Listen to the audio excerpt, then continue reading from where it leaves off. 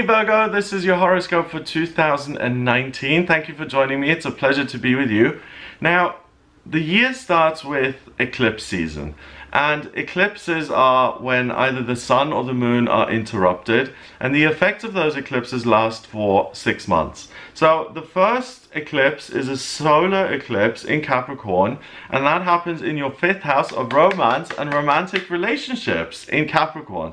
So you've got Pluto, the moon, the sun, the midheaven, Saturn and Mercury, your ruler, sitting in Capricorn in your 5th house of romance and romantic relationships.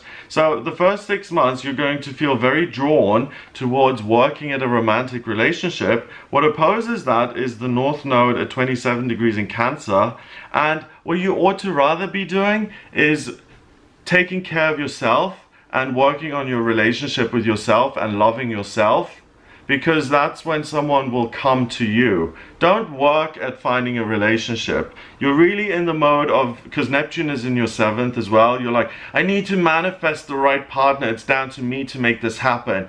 I know so much. I've learned the vortex and the law of attraction. I need to do this myself now. Don't. Surrender, take care of yourself. Charity begins at home. And this gives you a 6-month boost to really take care of yourself and to nurture yourself and to heal. Then there is a total lunar eclipse and a supermoon in Leo on the 21st of January, and that happens in your 12th house of spirituality. It's at 5 degrees in Leo. It's interrupted, so it lasts for 6 months, and this gives you spiritual freedom and confidence and a sense of, I'm free. So taking care of yourself finally allows that inner flame to reignite and for you to have hope and for you to have 6 months which are so full of, oh my God, I can change, I can do new things. It's a renewal of hope. So those are the energies that are going to influence you over the first 6 months of the year, and they're very positive energies. Now I'm looking at the big things that are happening this year, okay? So on the 19th of February we've got a supermoon. A supermoon is bigger than the regular full moon. It's 5 to 15 or 16% bigger.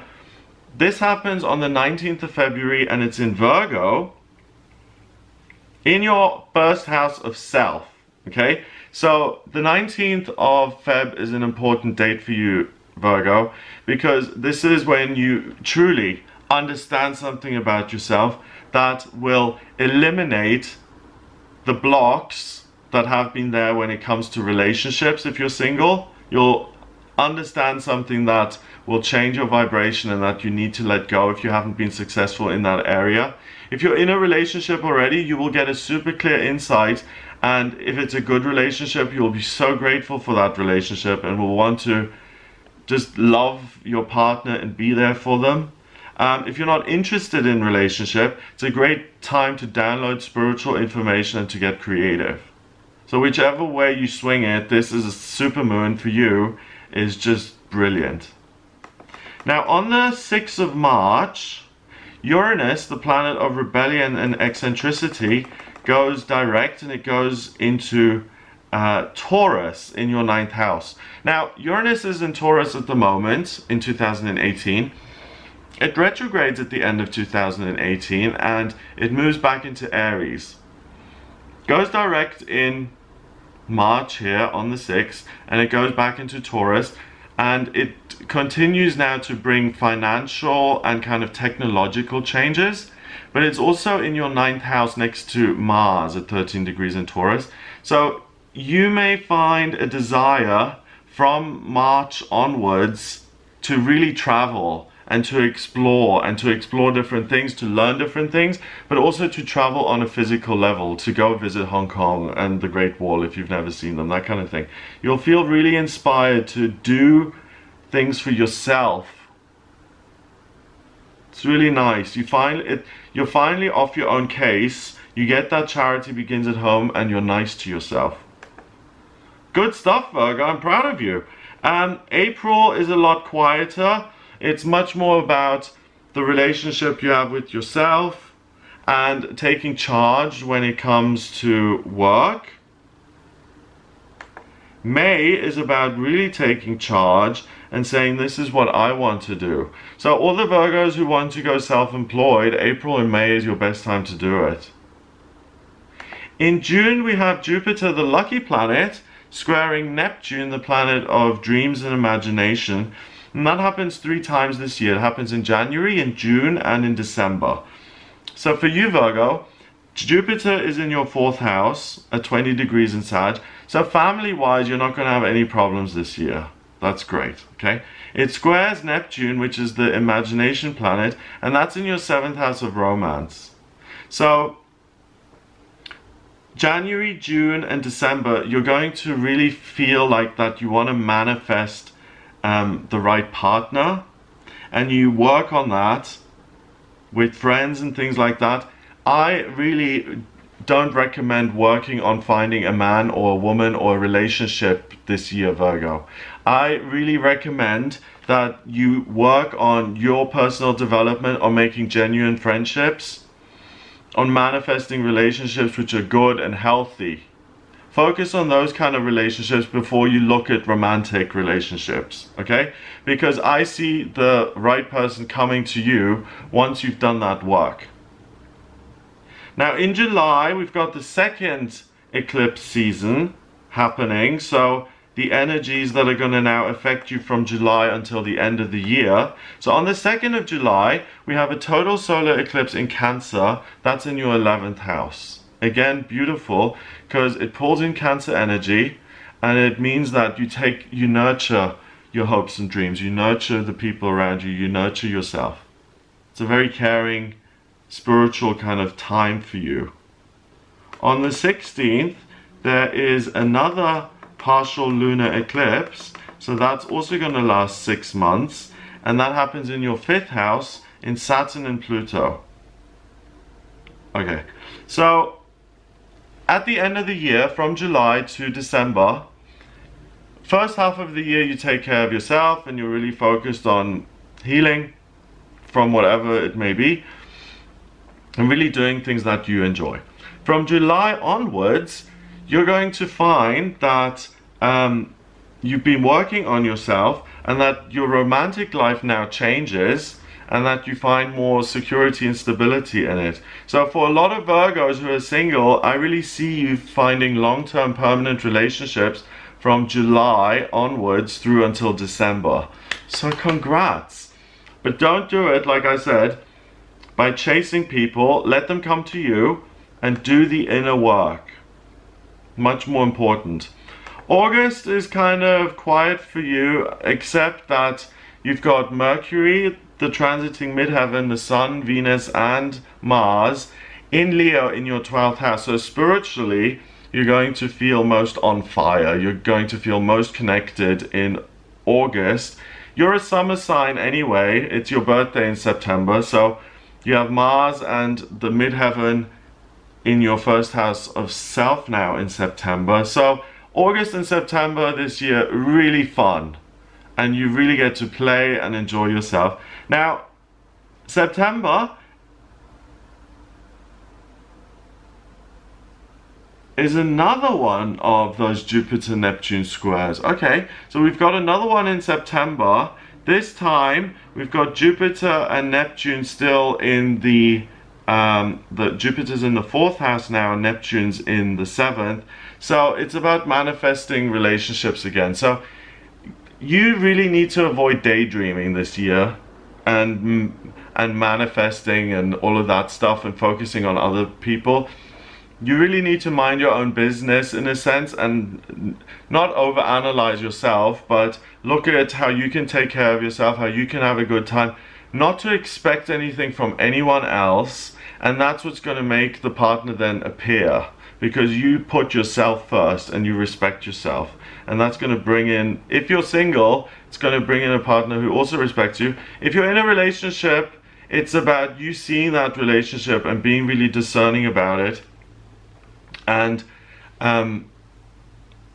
with that Neptune there, January, June, September, and December, you may feel the grass is greener on the other side. You know, am I totally fulfilled in this relationship?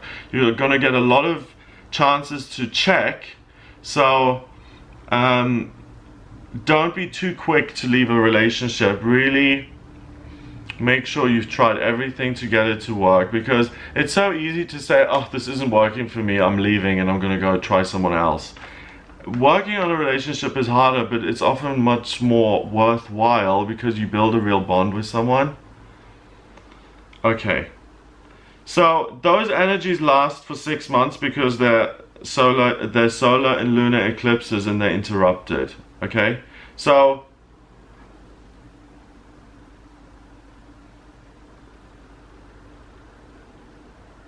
the rest of the year, it's about self-care. And why have I gone back to the eclipses now? How funny. Yeah, and about really finding love. Yeah. So take care of yourself and the love will find you. I've mentioned September, be practical there. Try not get things overly fuzzy. Make sure you meditate in September. October, quiet, really good at creating new business partnerships and relationships. So this is great for work for the first time. I don't see a lot of problems for you in your work or in your family life this year, Virgo. I think the main focus is self-care and relationships and how you feel about yourself and the world and other people. But I don't think you struggle enormously in the areas of finance. I don't see that for you. Okay? On the 11th of November, we have Mercury transiting across the sun, and it actually moves in front of the sun so we can see it. The next time this will happen is in 2039. Now Mercury is your ruler, and it's in Scorpio at 13 degrees in your third house of communication. So November is the ideal time for you to speak your truth and to write your book or to express your feelings. And as a Virgo, you've got a lot of feelings and you've listened to a lot and you've got a lot of experience. So November, if you're creative, if you're a writer, if you're a creative person, a performer, a dancer, a singer, a leader, this is the time to express your feelings and to get things moving.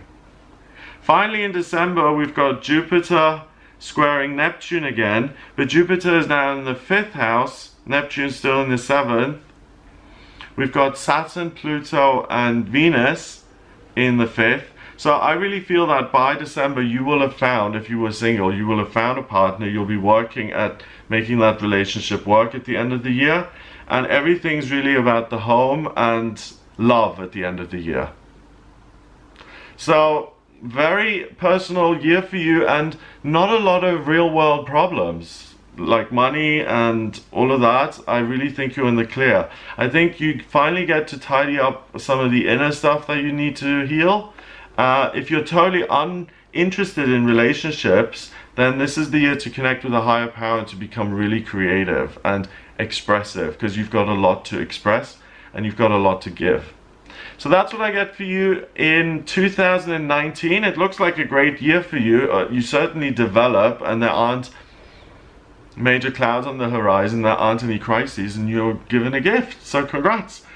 If you would like a private reading with me, then please get in touch via my website. It's gregoryscott.com. Click on the readings tab to order your reading. In my personal readings, I use astrology, tarot, and numerology. The astrology chart is a blueprint of your soul. So it shows me what your vocational aptitudes are, what your life purpose is, and where you've been in past lifetimes. What's destined for you in money, communication, family, love and romance, health, travel, spiritual progress, personal development, confidence.